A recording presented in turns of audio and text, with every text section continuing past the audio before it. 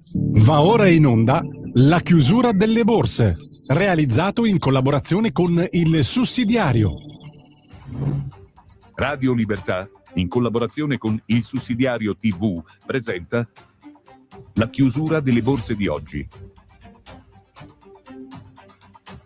Le borse europee hanno messo in archivio una settimana complessivamente positiva, anche un'ultima seduta è stata largamente in crescita e così come la borsa italiana, anche quelle di Francoforte, di Londra, di Parigi, di Madrid, hanno fatto segnare delle quotazioni vicine ai record, peraltro conseguiti questa stessa settimana. Le notizie positive o virtualmente positive si sono accavallate. Virtualmente positive soprattutto sul fronte internazionale, con queste prospettive di stabilità sul fronte dello Stretto di Hormuz, che ormai è quello che domina l'attenzione dei mercati internazionali, con le ripercussioni che si hanno sui prezzi del petrolio e delle materie prime.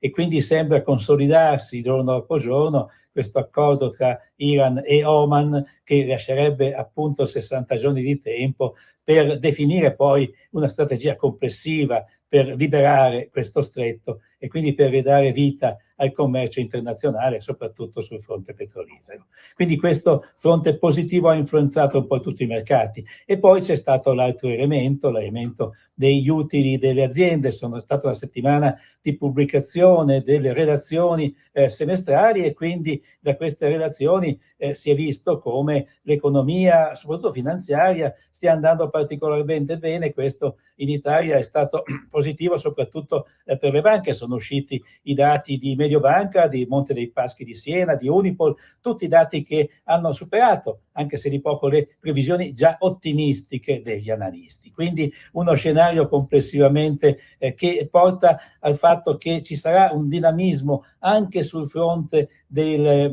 situazioni finanziarie.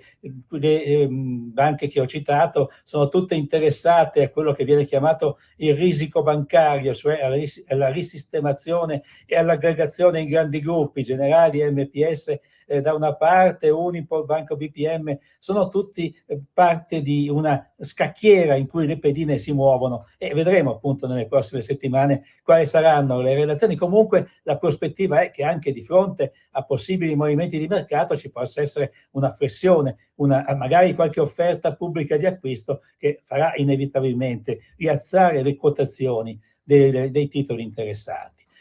Allo stesso modo c'è stato un elemento, diciamo, quasi paradossale. Il mercato del lavoro americano ha dimostrato una debolezza che non era prevista dagli analisti, con una diminuzione dei posti di lavoro nell'ultimo trimestre. Ecco, nonostante che appunto questo faccia prevedere non dico una recessione, ma una frenata dell'economia, ecco che le borse invece hanno assunto un tono positivo. Perché? Perché questo? Perché più che l'effetto sull'economia reale è stato importante il fatto che questa flessione dei posti di lavoro portasse con sé una diminuzione delle aspettative di rialzo dei tassi di interesse, e quindi con dei tassi di interesse fermi ci sarebbe maggiori potenzialità sul fronte dei mercati finanziari. Sono un po' i paradossi dell'economia finanziaria, che però si spiegano appunto come in questo dinamismo ci sono tutti degli elementi che di giorno in giorno condizionano i mercati, e dipende da come i mercati li prendono, in maniera positiva